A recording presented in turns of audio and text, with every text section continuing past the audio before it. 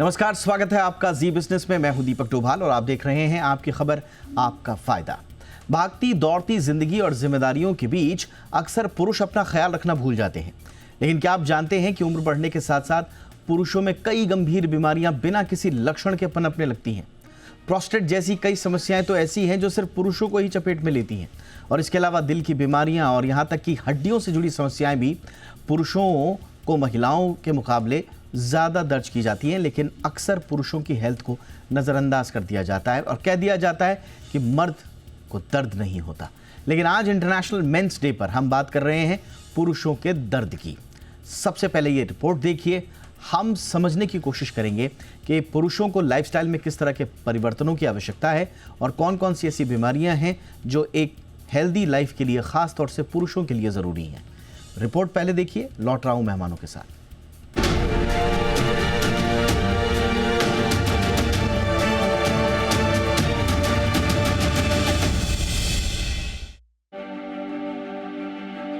बचपन से ही लड़कों को सिखाया जाता है, मर्द रोते नहीं, मर्द दर्द नहीं दिखाते, मर्द इमोशनल नहीं होते। यही सोच उन्हें अपनी फीलिंग्स दबाना सिखाती है।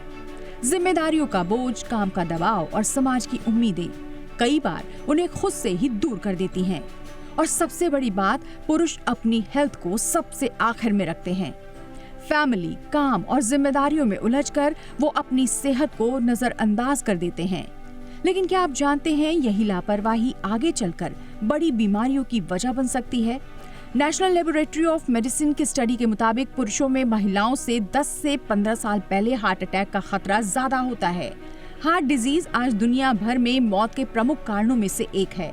लिपिड प्रोफाइल टेस्ट आपके खून में अच्छे और खराब कोलेस्ट्रॉल का स्तर बताता है।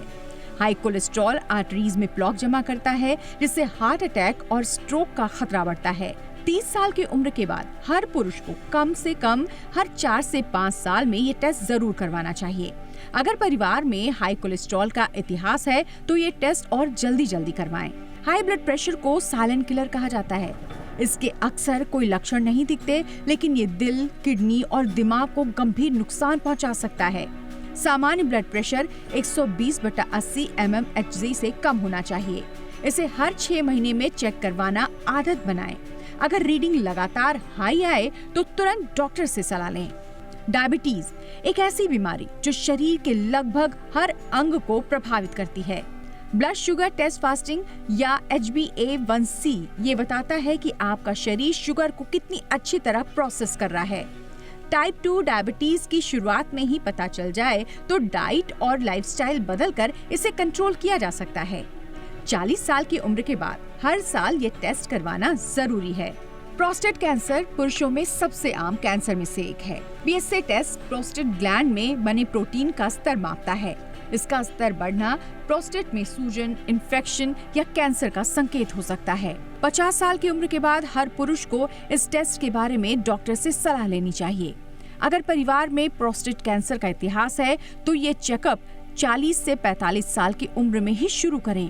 कोलोरेक्टल कैंसर भी एक गंभीर बीमारी है। शुरुआती पता लगाना बेहद जरूरी है। कोलोनोस्कोपी में डॉक्टर बड़ी आंत की जांच करते हैं और पॉलिप को हटा सकते हैं, जो आगे चलकर कैंसर बन सकती है। 50 साल की उम्र के बाद हर 10 साल में ये टेस्ट करवाने की सलाह दी जाती है। अब बात करते हैं उन टिप्स की जिन्हें अपनाकर पुरुष अपनी हेल्थ बेहतर कर सकते हैं। रोजाना कम से कम 30 से 40 मिनट एक्सरसाइज करें। धूम्रपान और शराब का सेवन कम या बंद करें। खाने में हरी सब्जियां, फल, ओट्स और बादाम शामिल करें। ब्लड प्रेशर, कोलेस्ट्रॉल और शुगर टेस्ट नियमित करवाएं। तनाव कम करने के लिए योग और मेडिटेशन करें। रोजाना 7 से 8 घंटे की नींद लें। वजन कंट्रोल में रखें, खासकर पेट की चर्बी से बचें। पुरुषों को अपनी सेहत और भावनाओं का ख्याल रखना चाहिए। जिम्मेदारियां निभाना जरूरी है, लेकिन खुद को नजरअंदाज नहीं करें। इस इंटरनेशनल मेंस डे पर एक वादा करें कि अपने हेल्थ को प्राथमिकता देंगे, क्योंकि मजबूत वही है जो खुद का ख्याल रखता है। ब्यूरो रिपोर्ट, जी मीडिया। खास मेहमान आज हमारे साथ जुड़ चुके हैं। स्वागत करते हैं डॉक्टर संतोष शेट्टी सर का, डायरेक्टर हैं ऑर्थोपेडिक्स सुराना हॉस्पिटल। बहुत बहुत स्वागत है डॉक्टर शेट्टी आपका हमारे शो पे। Good evening. हमारे साथ हैं डॉक्टर गणेश सेठ sir, senior cardiologist Vedanta hospital Lucknow. Doctor सेठ, गुड इवनिंग सर, बहुत बहुत स्वागत है आपका। हमारे साथ हैं डॉक्टर अंशुमान अग्रवाल सर, जो कि सीनियर यूरोलॉजिस्ट हैं इंद्रप्रस्थ अपोलो हॉस्पिटल से। गुड इवनिंग सर, बहुत बहुत स्वागत है आपका भी हमारे शो पे। इनफैक्ट मैं डॉक्टर अंशुमान अग्रवाल आपसे ही चर्चा की शुरुआत करना चाहूँगा सर, और क्योंकि प्रोस्टेट एक ऐसी समस्या है जो कि पुरुषों में एक्सक्लूसिव है, लेकिन इसको लेकर भी बहुत सारी धारणाएं और बहुत सारे मिथ्स हैं। तो यहीं से शुरुआत करते हैं, क्योंकि एक पुरुष का बुढ़ापा का क्वालिटी क्या होगा ये बहुत हद तक डिपेंड करता है कि उसका प्रोस्टेट किस हद तक उसने सुरक्षित रखा हुआ है। आजकल सर हम देख रहे हैं कि कम उम्र के मर्दों में भी प्रोस्टेट के इश्यूज आ रहे हैं, बट उसको नज़रअंदाज करना लगातार ये हम प्रवृत्ति देख रहे हैं। सर कितना खतरनाक हो सकता है, पहले तो प्रोस्टेट और एक quality of life of a man, इसे बताएं सर। देखिए, प्रोस्टेट जो है ये टिपिकली ऑर्गन जो है आदमियों में ही पाया जाता है। जनरल लोगों की जानकारी के लिए, ये लेडीज में नहीं होता है। और ये यूरिनरी सिस्टम का एक अहम अंग होता है, जिसमें कि ये समझ लीजिए ये चौकीदार है, ये यूरिनरी फ्लो को कंट्रोल कर रहा है। तो अगर प्रोस्टेट खराब होना शुरू होता है तो इसका जो इम्पैक्ट है किडनीज तक हो सकता है। तो कभी कभी हम लोग देखते हैं यंग एज के लोग आते हैं जिनको कि प्रोस्टेट के जरिए रुकावट शुरू हुई और फिर वो किडनीज तक बैक प्रेशर इफेक्ट हो गया और दोनों ही किडनी फेल हो गए। तो यंग एज में भी प्रोस्टेट की प्रॉब्लम्स होती हैं, मिडिल एज में भी होती हैं और ओल्ड एज में तो होती ही हैं। बट अगर हम लोग बात करें कि क्वालिटी ऑफ लाइफ, जो आपका सवाल था कि quality of life in the elderly, तो प्रोस्टेट अगर आपका इनलार्ज्ड है या वो आपको तंग कर रहा है तो वो क्वालिटी ऑफ लाइफ को सिग्निफिकेंटली इंपैक्ट करता है, क्योंकि रात की नींद खराब कर देता है। रात में आप बार बार उठ के पेशाब करने जाते हैं। अगर आप कोई अच्छे प्रोफेशनल हैं तो आपको मीटिंग में से जाना पड़ सकता है। मैं ऐसे कुछ डॉक्टरों को भी जानता हूं जो कहते हैं कि हमारे लिए 4-5 घंटे अब ऑपरेट करना मुश्किल होने लगा है, हमारे प्रोस्टेट में कुछ प्रॉब्लम है, इसका इलाज किया जाए। और यदि ये प्रोस्टेट कैंसर में तब्दील हो जाए तो ये बहुत ही जानलेवा हो सकता है। अगर कोई इंसान 40, 50, 60s में होते हैं तो ऐसे लोगों में प्रोस्टेट कैंसर जानलेवा भी हो सकता है। एब्सोल्युटली। और इस पे और थोड़ा सा और डिटेल लेंगे और अब यंगस्टर्स में बात भी करेंगे, क्योंकि एक आम धारणा ये है, जैसा सर ने भी कहा, कि भाई प्रोस्टेट या प्रोस्टेट से जुड़ी हुई प्रॉब्लम और प्रोस्टेट कैंसर ये तो 60 प्लस के लोगों को ही होता है। तो क्या स्क्रीनिंग जल्द शुरू करनी चाहिए और आजकल हम क्या ट्रेंड देख रहे हैं, इस पर बातचीत करेंगे। अब इम्पॉर्टेंट सवाल ये है कि क्या हम मर्दों की सेहत को लेकर बहुत ज़्यादा आश्वस्त रहते हैं क्या? डॉक्टर सेठ, आपके पास आ रहा हूँ सर। ये एक धारणा है और बड़ी वो फिल्मों में भी वो जो डायलॉग चला आता ना कि भाई मर्द को दर्द नहीं होता। तो क्या वाकई में महिलाओं की अपेक्षा पुरुषों को हेल्थ पर ध्यान देने की कम आवश्यकता है, कम बीमार पड़ते हैं, ज़्यादा स्ट्रांग रहते हैं? क्या ये मेडिकली प्रूवन चीज़ है सर? नहीं, देखिए ये बिल्कुल गलत है। इनफैक्ट मेडिकल साइंस इससे उल्टा कहती है। अगर हम देखें दिल की बीमारियों के बारे में तो ये पुरुषों में ज्यादा कॉमन है, और यंग्स में अगर बात करें तो ये हमारे पुरुषों में और ज्यादा कॉमन हो जाती। जैसे स्मोकिंग हुआ, उसके कारण है कि स्मोकिंग हुआ, टोबैको यूज हुआ, ये महिलाओं में उतना नहीं मिलता। और जो मेंसेस हैं, जो मेंस्ट्रुअल साइकिल है, उससे कई ऐसे हार्मोन्स होते हैं जो कि दिल की बीमारी को दूर रखते हैं। और अगर डाइटरी हैबिट की बात करें, खान पान, तो ये भी पुरुषों में ज्यादा गड़बड़ है। तो पुरुषों में दिल की समस्या ज्यादा है, उसके कई कारण हैं। और अगर दर्द की बात करें तो ये पुरुषों में ज्यादा कॉमन है। और जो टिपिकल प्रेजेंटेशन होता है ना, सीने में दर्द, बट एक बड़ी आम धारणा सी भी है डॉक्टर साहब कि जो पुरुष हैं वो तो दर्द को सह लेते हैं, और जब से उत्पत्ति हुई है इवोल्यूशन के ही पीरियड से मर्दों को दर्द सहन करने की एक स्पिरिचुअल और मेडिकल जो है उनको एक इम्यूनिटी और एक स्ट्रेंथ मिली हुई है। तो क्या ये बात सही है कि दर्द को सहने की सहन शक्ति मर्दों में ज्यादा होती है? नहीं, ऐसा भी गलत है। इनफैक्ट दिल का दर्द अगर महिलाओं और पुरुषों में दोनों की बात करें तो दिल का दर्द पुरुषों में ज्यादा कॉमन है इन कंपैरिजन टू फीमेल्स। महिलाओं में एटिपिकल प्रेजेंटेशंस ज्यादा हो सकते हैं, लेकिन पुरुषों में दर्द बहुत टिपिकल होता है और बहुत ज्यादा होता है। महिलाओं में हो सकता है कि दर्द कम हो, सांस फूले, धड़कन बढ़ जाए, लेकिन पुरुषों में दर्द जो टिपिकल डिस्क्राइब है वो टिपिकल दर्द पुरुषों में ही ज्यादा मिलता है। तो पुरुषों को दर्द ज्यादा होता है। तो ये धारणा तो कम से कम आप यहाँ पे दुरुस्त कर लें कि मर्दों को दर्द नहीं होता। ये बात फिल्मी डायलॉगों में अच्छी लगती है, लेकिन एक्चुअल जब आप धरातल पर सेहत की बात करेंगे तो दर्द किसी को भी हो सकता है, कितना भी हो सकता है, उसको कोई पुरुष उससे अछूते नहीं है। डॉक्टर शेट्टी सर, अब मैं आपके पास आ रहा हूं सर, और एक बड़ी दिलचस्प चीज़ हमने कुछ रीसेंट रिपोर्ट्स में देखी है कि कहा जाता है कि भाई जो पुरुष होते हैं उनकी हड्डियां तो बड़ी आनुवांशिक रूप से, परंपरागत रूप से बड़ी मजबूत होती हैं। अब रिसर्च कह रही है कि भाई पुरुषों की हड्डियां तो दरअसल महिलाओं से कमज़ोर होती हैं। तो ये क्या रहस्य है सर, और वाकई में हड्डियां ज़्यादा कमज़ोर पुरुषों की होती हैं सर?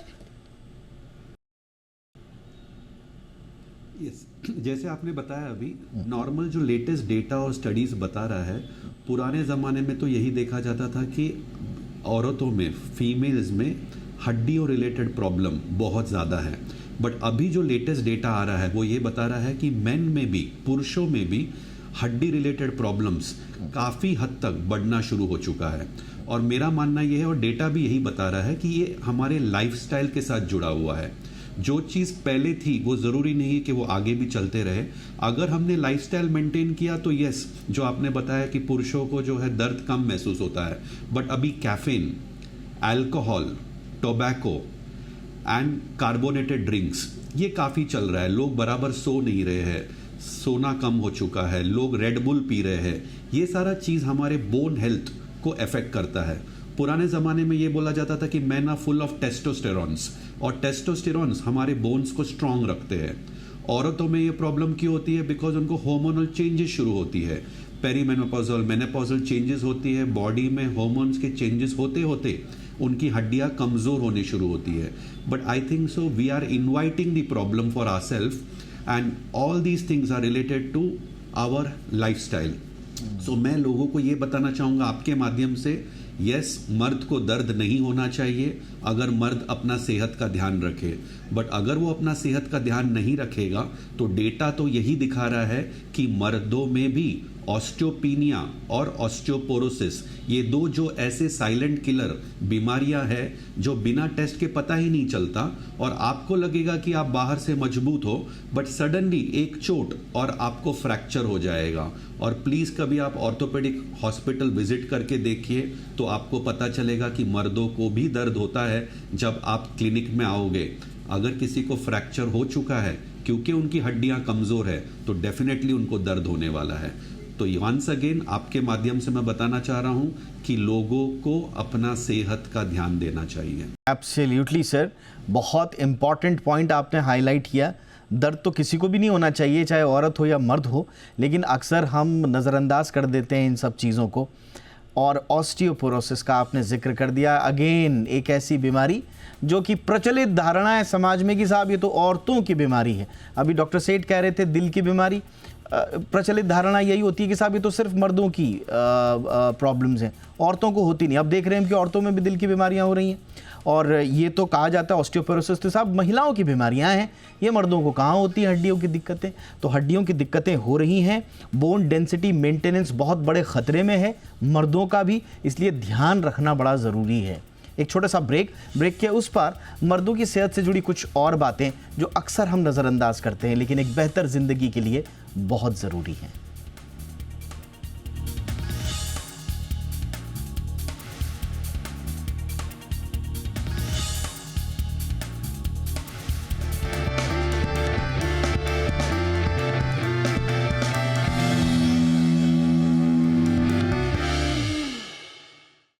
ब्रेक के बाद आपका स्वागत है। तो आज इंटरनेशनल मेंस डे पर हम बात कर रहे हैं मर्दों के दर्द की, क्योंकि प्रचलित धारणा ये है कि मर्दों को दर्द नहीं होता। दर्द किसी को नहीं होना चाहिए, चाहे औरत हो या मर्द हो, और ख़ास तौर से गलत धारणाओं के इन्फ्लुएंस में आके दर्द को नज़रअंदाज करना तो कतई समझदारी नहीं है। डॉक्टर अंशुमान अग्रवाल सर के पास मैं चल रहा हूँ।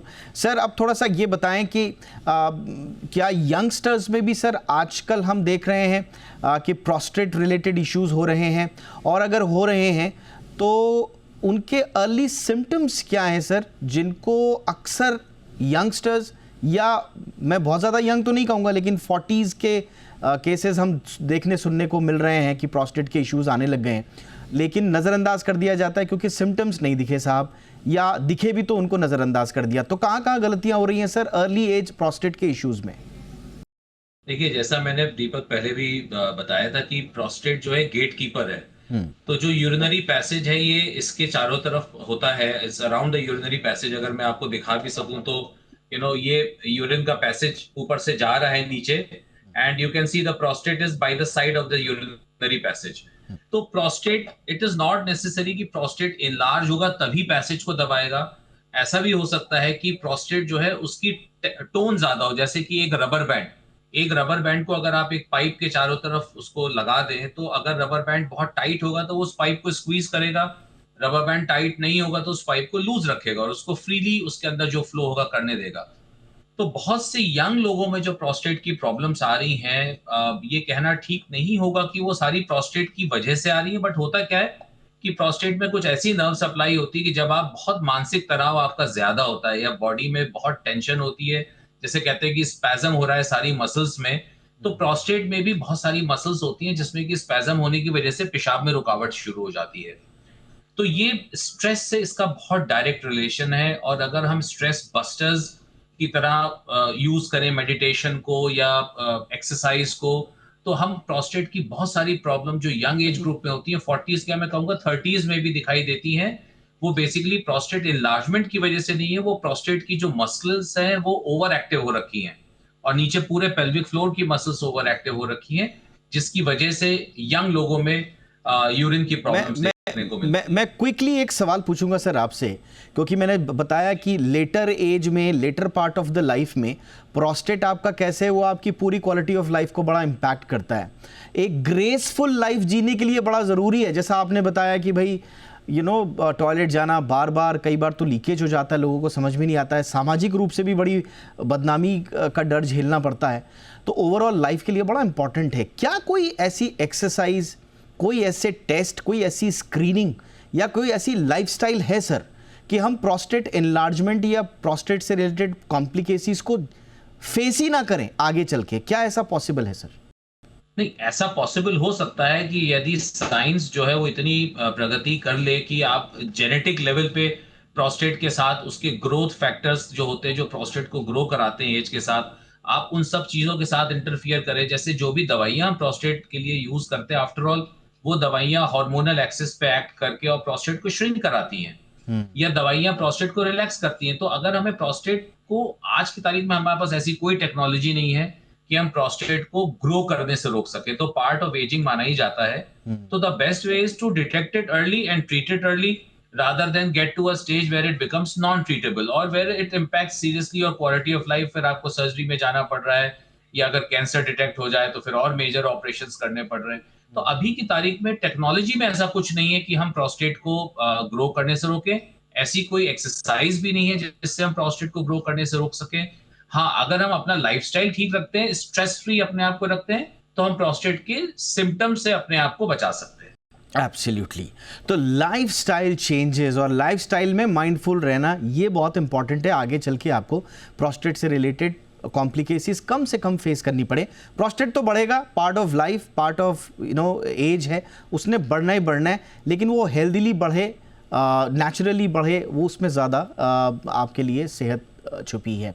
Doctor Sheth sir, prostate problems के अलावा डायबिटीज़, हाइपरटेंशन, ये एक ऐसी ऐसी प्रॉब्लम्स है सर जो आज की डेट में मर्दों की लाइफस्टाइल से रिलेटेड है, और हम देख रहे हैं कि अल्कोहल यूज़, स्मोकिंग, स्ट्रेस, नींद कम लेना, जीवन की आपाधापी में आगे बढ़ने की होड़, बच्चों की पढ़ाई, बच्चों की फीस, परिवार को सेटल करना है, खुद सेटल होना है, ये ऐसी चीज़ें हैं सर कि आप चाहें ना चाहें लेकिन ये आपकी लाइफ में एक स्ट्रेस के बादल बन के रहेंगी। तो ऐसे में हार्ट हेल्थ को लेकर लाइफस्टाइल क्या हो एक आम मर्द की सर?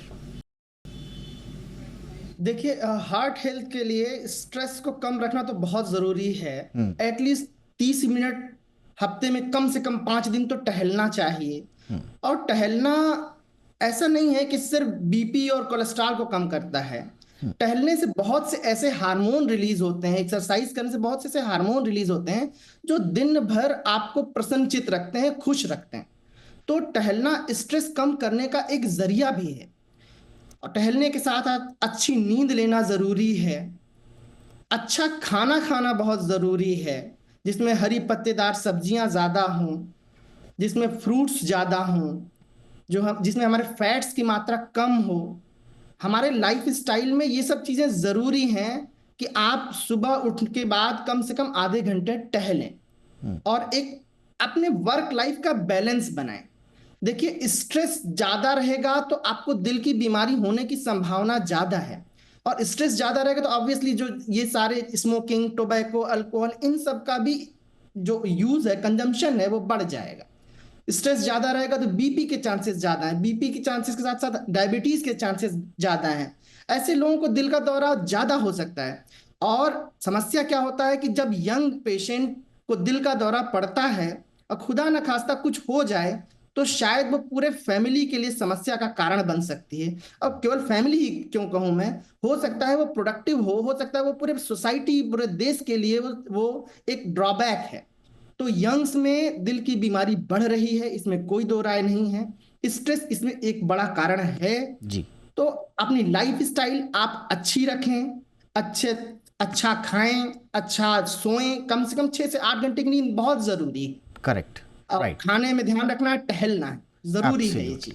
तो ये देखिए कितनी बुनियादी चीज़ें हैं जो हम तो कहेंगे कि साहब सिर्फ मर्द ही क्यों, कोई भी औरत, मर्द, किसी भी एज ग्रुप का हो, हल्का फुल्का वॉक करना, फिजिकल एक्टिविटीज़, ये तो ऐसी चीज़ें हर कोई शुरू कर सकता है। और इसके बड़े चमत्कारिक, आप कहें सच में अगर कोई चमत्कार होता है तो इसी तरह के छोटे छोटे एफर्ट से होता है। चमत्कार कोई बैठे बैठे नहीं होता है, आंख बंद करके आपने धारण कर लिया कोई विचार और चमत्कार हो जाए, ऐसा नहीं होता है। एफर्ट्स चाहिए होते हैं और वो एफर्ट्स बड़े छोटे छोटे होते हैं। डॉक्टर शेट्टी सर, पुरुषों की आगे की ज़िंदगी का बहुत इम्पॉर्टेंट हिस्सा, यूँ तो ये महिलाओं का भी है लेकिन चूंकि बात आज पुरुषों की हो रही है, बहुत इम्पॉर्टेंट हिस्सा सर उनका पूरा बॉडी का स्ट्रक्चर जिस पर टिका हुआ है, उनके बोन्स हैं सर। तो आगे चल के हड्डियाँ कमज़ोर ना पड़ें, मर्द को दुनिया के तमाम झंझावातों से लड़ने के लिए यही हड्डियाँ सहारा देती हैं सर। तो सही टाइम इंटरवेंशन का क्या है, कैसे पता करें कि आगे चल के हड्डियां कमज़ोर नहीं पड़ेंगी, जवाब नहीं देंगी, कौन से इंटरवेंशंस किस टाइम पर ज़रूरी हैं सर? यस, जैसे आपने बताया कि सबसे इम्पॉर्टेंट शरीर का जो ढांचा है वो स्केलेटल सिस्टम है, और स्केलेटल सिस्टम जो है वो कैल्शियम, विटामिन D3 और दूसरे कई सारे मिनरल से बनता है। अगर शरीर में कैल्शियम और विटामिन D3 की डेफिशिएंसी हो तो हमारा स्केलेटल सिस्टम जो ढांचा है वो अंदर से कमज़ोर हो जाएगा। बाहर से तो आप तंदुरुस्त दिखोगे बट अंदर से शरीर खोखला हो जाता है। और इसे पता करना है तो एक टेस्ट होता है जिसको हम बोलते हैं BMD, बोन मिनरल डेंसिटी। इससे पता चल जाता है कि आपका बोन का क्वालिटी क्या है। मैनी टाइम्स हम कैल्शियम के ब्लड टेस्ट कराते हैं, विटामिन D3 के ब्लड टेस्ट कराते हैं, इससे भी पता चल जाता है कि अंदरूनी ताकत शरीर में, हड्डियों में कितना है। मैनी टाइम्स हम ये देखते हैं कि लोगों को ट्रिवियल इंजरी, हल्का फुल्का इंजरी होता है और उन्हें फ्रैक्चर हो जाता है। अब उन्हें नहीं पता होता है कि एक्चुअली उनके बोन्स कमज़ोर थे जिसके वजह से उनके हड्डियों में फ्रैक्चर हुआ है। तो अगर आप सेहत का ध्यान रखना चाहते हो तो 3 सिंपल टिप्स दूंगा मैं। Simple walking, muscle strengthening exercises बहुत ही इंपॉर्टेंट है। आप छोटे मोटे डंबल्स लेके भी कर सकते हो। अगर आपने आपके मसल्स को स्ट्रेंथन किया तो ऑटोमेटिकली आपके बोन एक्टिवेट हो जाते हैं। तो walking, muscle strengthening exercises, swimming, cycling, best form of exercises. In your diet, you should ensure that you're having calcium-rich foods. Simple ragi diet also gives you a lot of calcium. Green leafy vegetables give you calcium. And अगर आपको supplements लेना है तो आजकल तो over the counter आपको supplements भी मिलता है कैल्शियम और विटामिन D3 का। बट अगर आप एवरी डे प्रैक्टिस करके half an hour sunlight exposure लोगे सो आपको विटामिन D3 का डेफिशिएंसी भी नहीं होगा। बट अनफॉर्चुनेटली जो हमारा जो कल्चर है अभी, इंडोर एक्टिविटीज़ रहता है, हमारा ऑफिस इंडोर रहता है, सनलाइट एक्सपोजर नहीं हो पाता है, स्ट्रेस रहता है, हम बराबर सो नहीं पाते हैं। All these things are adding up to all kind of havoc and health has gone for a toss. So अगर हमें हमारे हेल्थ को मेंटेन रखना है तो yes, regular checkup after the age of 40 जी। अगर हम ये चेकअप कर सकते हैं एंड स्पेशली आफ्टर 40 अगर हम बेसिक एक्सरसाइजेस और मसल बिल्डिंग शुरू कर दे तो ओवरऑल हमने हमारे बोन्स को मजबूत रखने की सारी सुविधाएं कर ली होगी। सर मैं तो ये कहूँगा कि सिर्फ बोन्स ही नहीं, आपने पूरी ओवरऑल एक मेन हेल्थ के लिए सारे टिप्स दे दिए। तीनों डॉक्टर्स की बातों को अगर हम सम अप करें तो आपको किस तरह के लाइफस्टाइल के परिवर्तन अपनाने हैं जीवन में, वॉक करना है, बहुत सिंपल चीज़ है, मसल स्ट्रेंथनिंग, स्विमिंग, साइकिलिंग जैसी चीज़ों को अख्तियार कीजिए, डाइट का ध्यान रखिए, नेचुरल डाइट रखिए, सप्लीमेंट्स ले रहे हैं तो माइंडफुल रहें, नेचुरल सप्लीमेंट्स लें, सनलाइट जैसे, प्रोस्टेट का अपना ध्यान रखें, माइंडफुल रहें उसके लिए, और हार्ट हेल्थ के लिए स्ट्रेस से दूर रहें, छोटी छोटी एक्सरसाइज करते रहें और नींद प्रॉपर लें। ये है पूरा का पूरा संपूर्ण एक पैकेज एक आम पुरुष या मर्द की ज़िंदगी को एक बेहतर स्वास्थ्य भरी ज़िंदगी बनाने के लिए। बहुत बहुत धन्यवाद आप तीनों का। डॉक्टर संतोष सेट्टी सर, आपने वक्त निकाला, thank you sir. Doctor Ganesh Seth, thank you so much sir. Doctor Anshuman Agarwal, thank you so much sir for your time. Show में इतना ही, अपना ध्यान रखिए, नमस्कार।